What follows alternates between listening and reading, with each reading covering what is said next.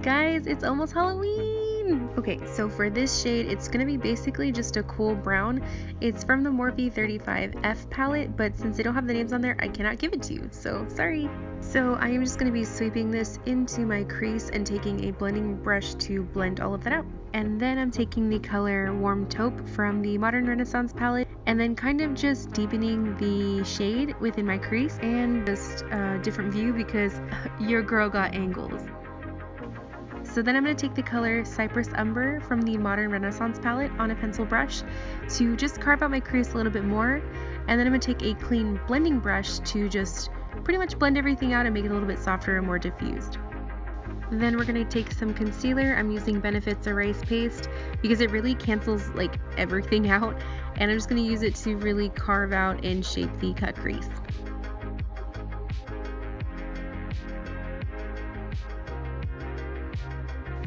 So then to add for some more depth and just an extra sharpness, I wanted to take the color Cypress Umber again on my pencil brush and just kind of go over that line, just like I said, to make it a little bit deeper. And now for the best part. So I have some glitter. It's from NYX. I don't know the name of it because it's literally just a series of letters and numbers, but it's amazing and beautiful and super reflective. So I'm just pretty much packing that on my lid, and I'm just keeping that line extra cut for my cut crease.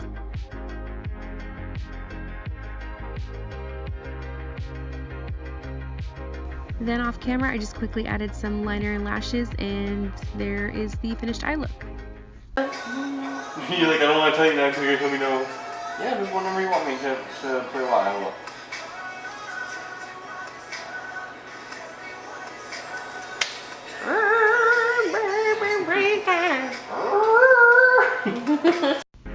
Then just dotting some foundation all over my face. I mean, this is pretty, basic. Y'all know how this goes.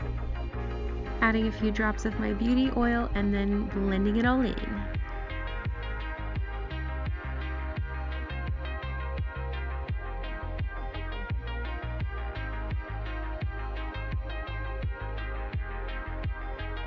So honestly, I'm just doing makeup like normal. I'm just adding some concealer, adding some cream contour, pretty much doing makeup just like normal, like I said. And then after my full face is done, then we can jump into making it a little bit more creepy.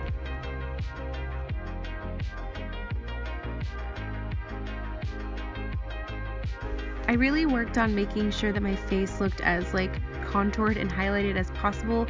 I wanted to make it look almost like a porcelain doll because the idea is that the face is stitched onto your own face.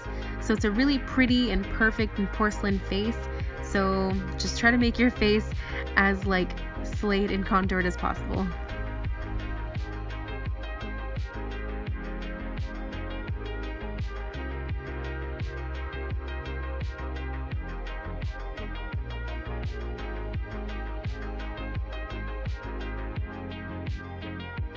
Oh, okay. There I go singing again.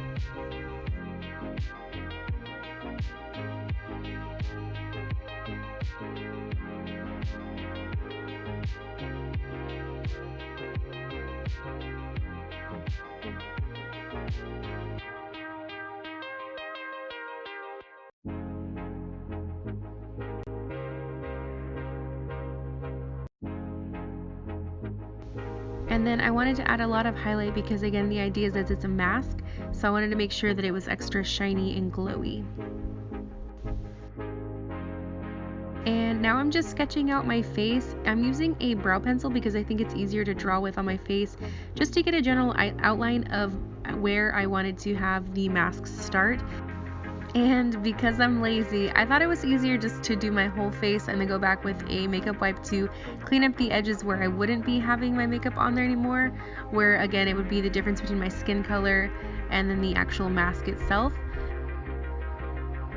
So for the shading part, I'm using a dense kind of edged brush to carve out the shading for my mask. I'm also using the same color I used earlier, which is Warm Taupe from the Modern Renaissance palette.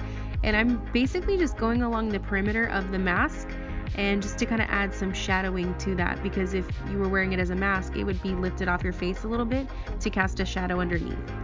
And then of course just taking a clean blending brush to just kind of blend out the edges and make it more of a gradient effect.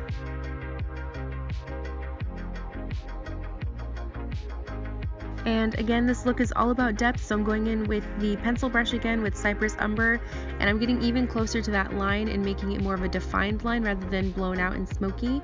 And that's going to show that the closer that you are to the line, the deeper the shadow is going to be.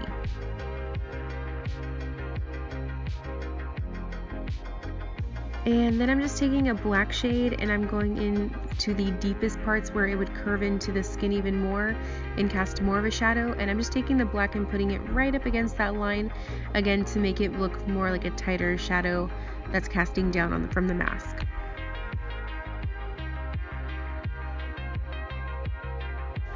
And for this next part, I think the part that really helps with it is adding the highlight. So right up against that line on the other side where the mask is, that white highlight is going to make it definitely appear like it's popping up and it is an actual mask.